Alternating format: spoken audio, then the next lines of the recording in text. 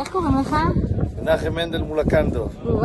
תגידי, מתי החלטתם לפתוח פה בית חב"ד בנובה? אנחנו החלטנו לפני בערך חודש, אני וחבר ישראל ספסופה, כתבנו לרבי ואמרנו שחייב פה פעילות. אתם יכולים לראות, יש פה המון אנשים שמגיעים, המון חיילים, המון מבקרים, שוטרים, הרבה אנשים מגיעים לפה וצריך פה בית חב"ד. אחרי המלחמה עבר כבר 5 חודשים עברו וצריך פה איזה מישהו שיבוא, יניח תפילין. יש לנו פה דוכן של מים, עכשיו זה בעזרת השם מתקדם עוד. היה ברכות מהרבי ברוך השם. אנחנו מגיעים מהבוקר עד הערב, מניחים פה תפילין ליהודים. כמה בדרך כלל, אצלנו, כמה יהודים עוברים פה?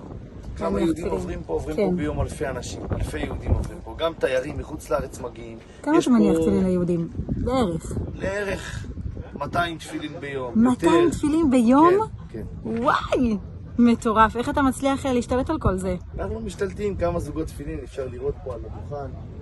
משתלטים ברוך השם, אפשר לראות, יש פה המון אנשים ברוך השם. מדהים, מסר. מה המסר שלך? המסר שלנו שאנחנו צריכים עכשיו, כל יהודי, הרבי אומר שיש כזה דבר, הלחצן האדום, שהלחצן האדום אתה לוחץ עליו ובשנייה אחת יוצאות פצצות ויכולות להרוס את כל העולם. אז הרבי אומר, כמו שבשנייה אחת אפשר להרוס את כל העולם, בלחיצת כפתור אחד, שזה אומר, יהודי שמניח תפילין, שעושה איזה מצווה טובה, ברגע אחד הוא מביא את הגאולה. ואנחנו צריכים עכשיו לדעת, בגלל כל האסון וכל הדברים האלה הרעים שקרו לעם ישראל, אנחנו צריכים רק להתחזק, וכל דבר שאנחנו עושים עכשיו זה להביא את הגאולה. אמן ואמן, אמן, בעזרת השם. אמן. אמן.